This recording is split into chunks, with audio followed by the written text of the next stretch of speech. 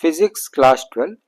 आज इस पार्ट में हम लोग करंट इलेक्ट्रिसिटी के कुछ इम्पॉर्टेंट क्वेश्चन सॉल्व करेंगे।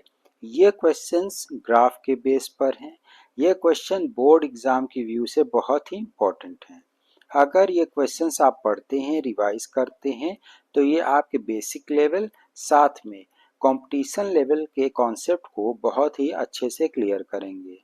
इस पार्ट में हम लोग कुछ क्वेश्चन सॉल्व करेंगे और नेक्स्ट पार्ट में हम लोग और भी ज़्यादा क्वेश्चंस सॉल्व करेंगे। तो आइए स्टार्ट करते हैं कि हमारा पहला क्वेश्चन क्या कह रहा है।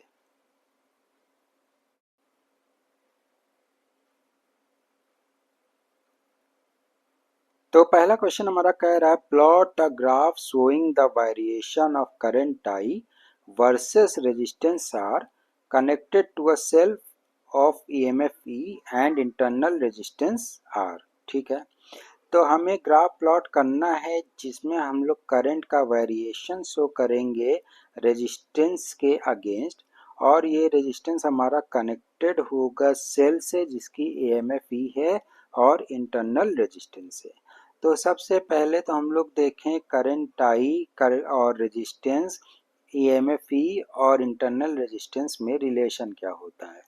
तो इस रिलेशन के लिए हम लोग पहले देखें कि ये सारी क्वांटिटीज कौन से फॉर्मूले में आते हैं और उसके बेस पे हम लोग ग्राफ ड्रॉ करेंगे।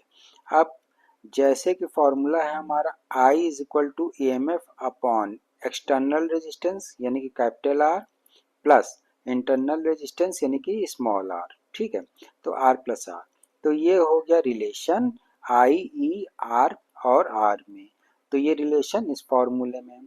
अब इस फॉर्मूले में देखें तो हम लोग I और R के बीच में रिलेशन क्या है, इन्वर्सली प्रोपोर्शनल का। इन्वर्सली प्रोपोर्शनल का और का मतलब यह है कि करंट डिक्रीज करेगा तो R बढ़ेगा। इस बेस पे हम लोग क्या करें, ग्राफ ड्रॉ करते हैं। यहाँ देखें तो I क्या कर रहा है, डिक्रीज कर रहा है और R हमारा इंक्रीज कर रहा है। तो इस तरह से जो ग्राफ बना वो क्या बना, पैराबोला बना। ठीक है, तो हम लोगों ने किस तरह से ग्राफ प्लॉट किया, ग्राफ प्लॉट किया कि जो क्वांटिटीज गिवन है वो कौन से, उनके बीच में रिलेशन क्या है। रिलेशन के लिए हम लोग देखें कौन से फॉर्मूले में ये सारी क्वांटिटीज आती हैं। उसके बाद रिलेशन देखें कि I जिसके बीच में हमें ग्राफ प्लॉट करना है, यहाँ पे हमें I और R के बीच में ग्राफ प्लॉट करना था।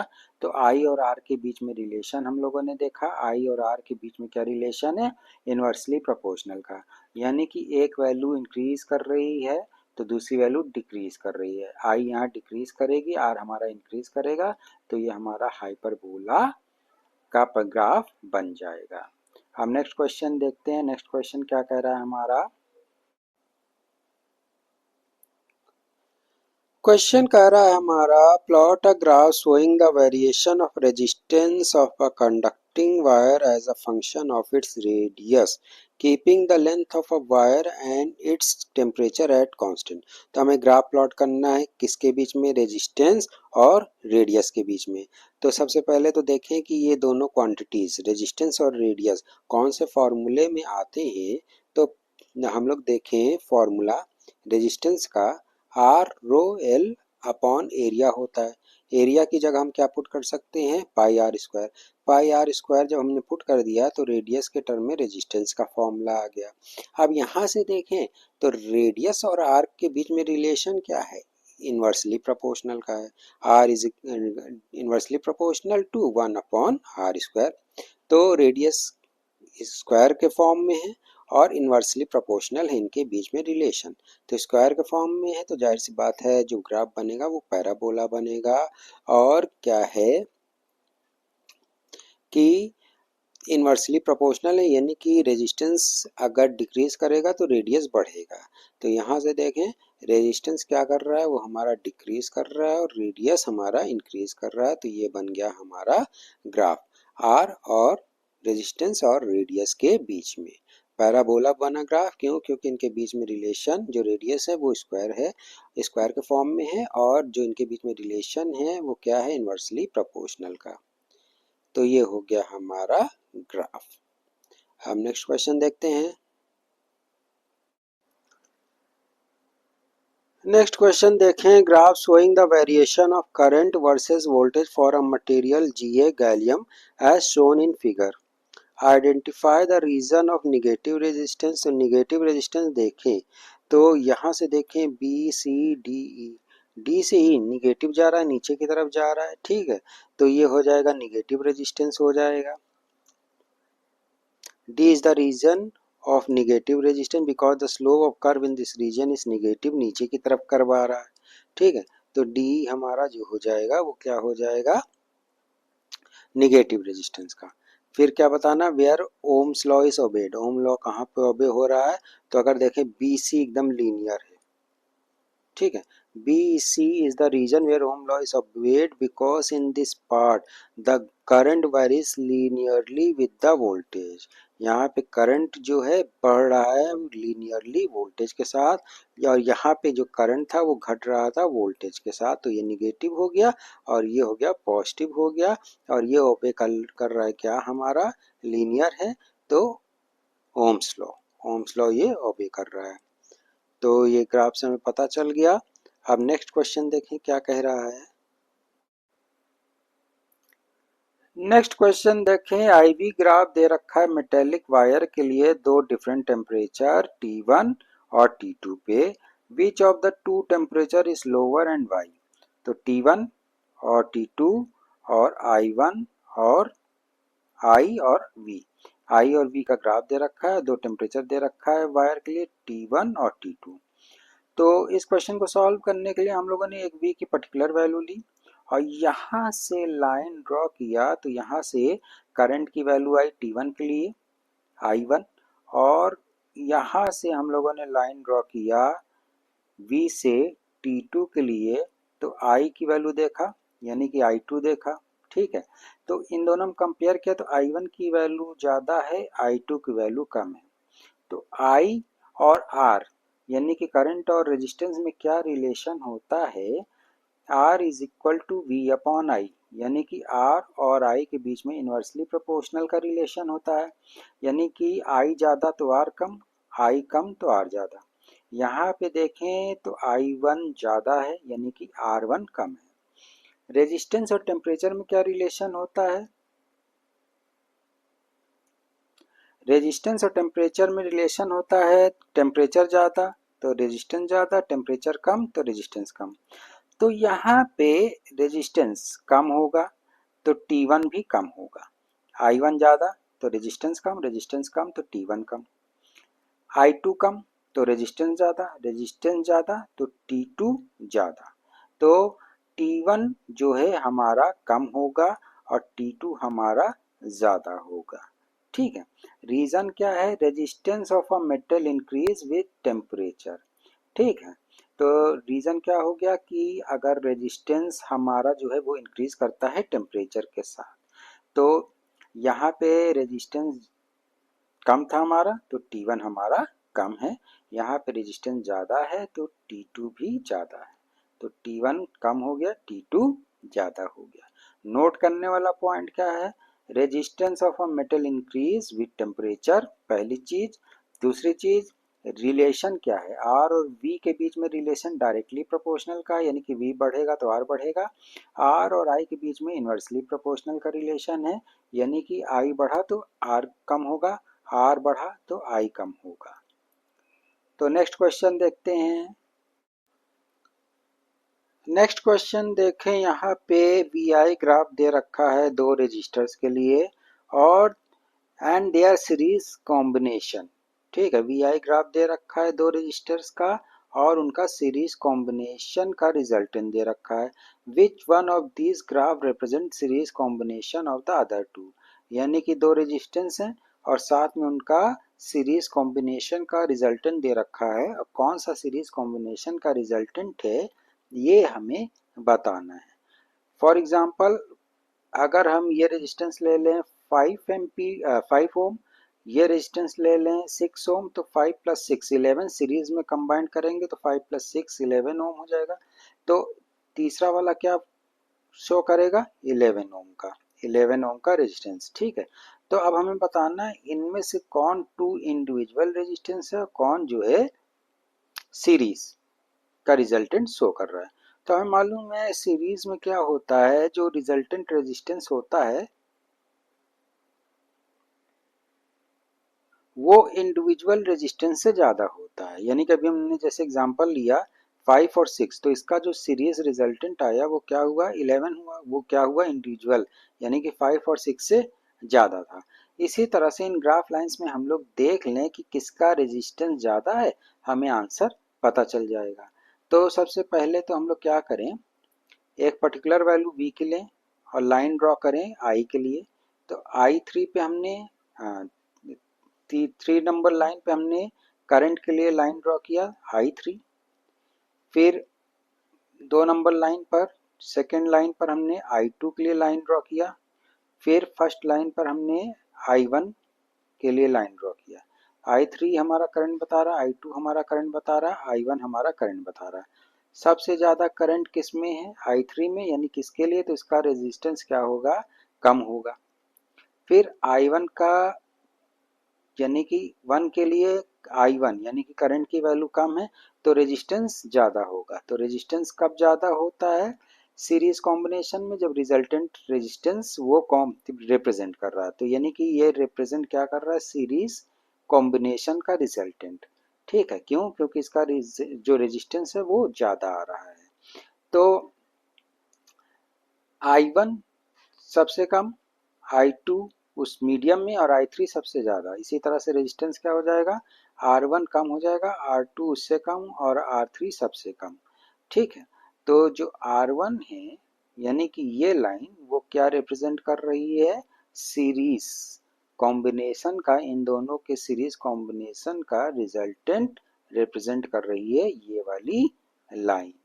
क्यों, क्योंकि इसका जो रेजिस्टेंस है वो सबसे ज़्यादा है। कैसे हमें पता चला, हम लोगों ने क्या ड्रॉ किया था, लाइन ड्रॉ किया था, जिससे हमें पता चला कि करंट की वैल्यू क्या है। तो 1 के लिए आई की वैल्यू कम थी, यानी कि रेजिस्टेंस ज़्यादा, रेजिस्टेंस ज़्यादा, तो यानी कि ये सीरीज कॉम्बिनेशन का रिजल्टेंट रिप्रेजेंट कर रहा है। नेक्स्ट क्वेश्चन देखें। तो यहाँ पे आई वी कैरेक्टरिस्टिक दे रखा है, दो वायर x और y का कांस्टेंट टेम्परेचर पर, दोनों वायर्स का लेंथ और डायमीटर इक्वल है। हमें बताना है which of them is made up of material of larger resistivity. कौन सा वायर लार्जर रेजिस्टिविटी वाले मटेरियल से बना है, ये हमें बताना है। तो अभी तक हम लोगों ने जैसे सॉल्व किया था, एक v की पर्टिकुलर वैल्यू ले लें और फिर लाइन ड्रॉ करें x पर, i की वैल्यू निकालें x के लिए, ठीक है, और v की वैल्यू निकालें, y की वैल्यू निकालें, y के लिए i की वैल्यू निकालें, ठीक है। और जब कंपेयर करेंगे लाइन ड्रॉ करके, आप करके देखिएगा, तो i की वैल्यू ज़्यादा आएगी x के लिए। जब i की वैल्यू ज़्यादा आएगी x के लिए तो मतलब का x का रेजिस्टेंस कम होगा। x का रेजिस्टेंस कम होगा मतलब x की रेजिस्टिविटी भी कम होगी, यानी कि x जिस मटेरियल से बना होगा उसकी रेजिस्टिविटी कम होगी। I की वैल्यू कम आएगी y के लिए, मतलब y का रेजिस्टेंस ज़्यादा तो रेजिस्टिविटी भी ज़्यादा होगी, मतलब y जिस मटेरियल से बना होगा उसकी रेजिस्टिविटी क्या होगी, ज़्यादा होगी। एक तो इस तरह सॉल्व कर सकते हैं। दूसरा मेथड देखें हम लोग, स्लोप देखें, आई वी लाइन का स्लोप देखें x के लिए, तो x का स्लोप जो है वो ज़्यादा है और स्लोप आई वी लाइन वायर y के लिए जो स्लोप है वो कम है। ठीक है, तो x का स्लोप ज़्यादा है तो कंडक्टेंस भी ज़्यादा, कंडक्टेंस ज़्यादा मतलब करंट ज़्यादा, करंट ज़्यादा मतलब कि रेजिस्टेंस x का कम, रेजिस्टेंस x का कम तो रेजिस्टिविटी भी x की कम, यानी कि x जिस मटेरियल से बना उसकी रेजिस्टिविटी कम होगी। वहीं स्लोप जो है, अगर y का स्लोप जो है कम है, ठीक है, y का स्लोप कम है तो कंडक्टेंस भी कम होगा, रेजिस्टेंस ज़्यादा है तो रेजिस्टिविटी भी ज़्यादा होगी y के लिए, तो y जिस मटेरियल से बना है उसकी रेजिस्टिविटी क्या है, ज़्यादा है। तो ये हो गया हमारा आंसर। अब नेक्स्ट क्वेश्चन देखें। नेक्स्ट क्वेश्चन हमारा क्या कह रहा है,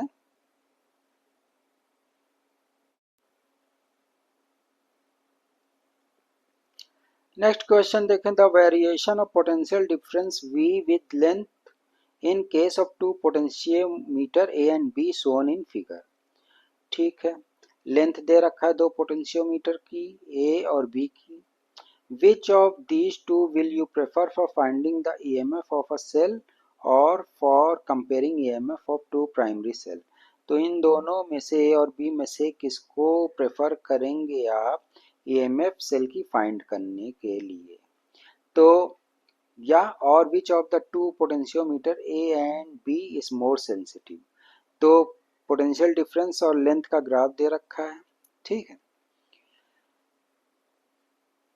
तो potential gradient dV by dl slope of VI graph. ठीक है, तो dV by dl potential gradient हम लोग देखें किसका कम है।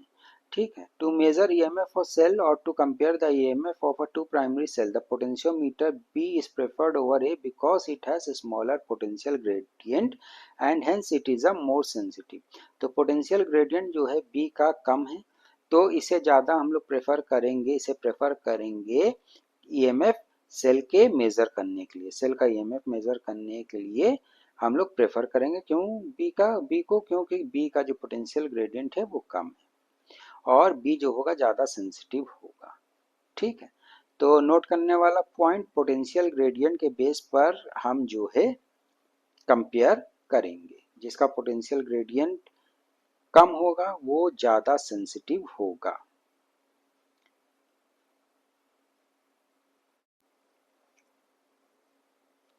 The variation of resistance of metallic conductor with temperature is shown in figure। तो रेजिस्टेंस का वेरिएशन अगेंस्ट टेम्परेचर दे रखा है ग्राफ में, यानी कि रेजिस्टेंस और टेम्परेचर का ग्राफ दे रखा है। हमें बताना है calculate the temperature coefficient of resistance from the graph. Second part, state why the resistance of a conductor increase with the rise in temperature. तो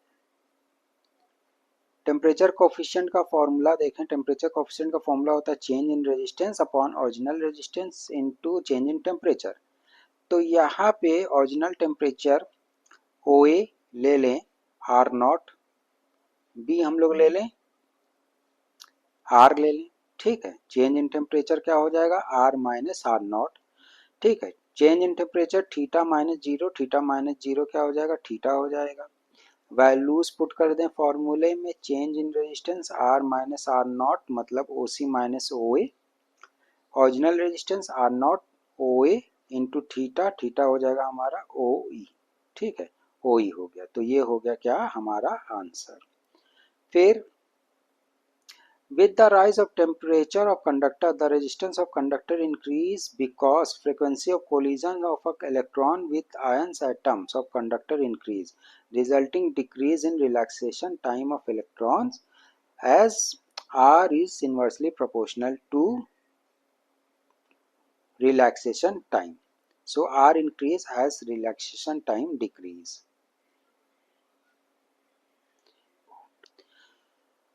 तो कहने का मतलब ये है कि जब टेम्परेचर इंक्रीज करेगा तो कोलिजन जो है इलेक्ट्रॉन्स का ज़्यादा होगा, कोलिजन ज़्यादा होगा तो रिलैक्सेशन टाइम क्या होगा कम होगा। ठीक है, कोलिजन ज़्यादा तो रेजिस्टेंस क्या हो जाएगा हमारा ज़्यादा हो जाएगा और रिलैक्सेशन टाइम कम हो जाएगा। ठीक है, तो जब टेम्परेचर हमारा इंक्रीज करता है तो कोलिजन ज़्यादा हो जाता है, कोलिजन ज़्यादा हो जाता है तो क्या होता है हमारा रेजिस्टेंस हमारा इंक्रीज कर जाता है, यही हमारा रीज़न है। ठीक है, तो ये हो गया हमारा आंसर। अब नेक्स्ट क्वेश्चन देखते हैं, नेक्स्ट क्वेश्चन क्या कह रहा है।